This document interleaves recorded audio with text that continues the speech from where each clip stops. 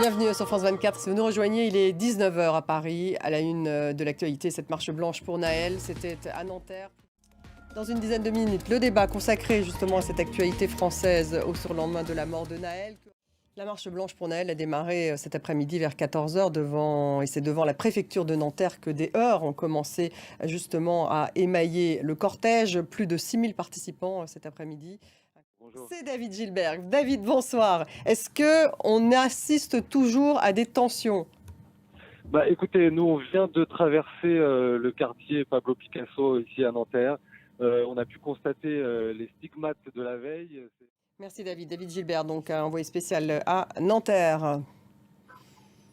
L'enquête permettra-t-elle de donner des réponses et d'apaiser la crise ? Le policier qui a tué Nahel, en tout cas, a été mis en examen pour homicide volontaire et placé en détention provisoire.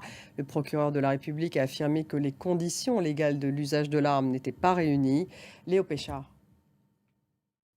Les réactions politiques sont nombreuses. Un grand écart entre la droite et la gauche. La gauche qui demande à revoir les méthodes de police. À droite, on s'indigne des violences urbaines. Entre les deux, le gouvernement est sous pression, ne veut surtout pas revivre les événements de 2005. Astrid Mesmorian.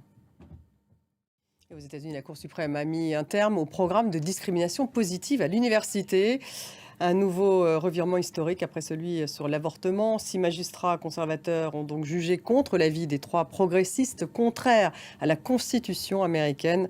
Les procédures d'admission sur les campus qui tiennent compte notamment des critères ethniques. On a la réaction de Joe Biden à l'instant qui exprime son fort désaccord avec la décision de la Cour suprême, qui demande même d'ailleurs à ce qu'elle ne soit pas appliqué. Donc il va y avoir un certain nombre de procès probablement aux États-Unis. En tout cas, le républicain Kevin McCarthy, lui, au contraire, salue une décision qui, je cite, rétablit l'égalité entre étudiants. Mathieu Mabin à Washington.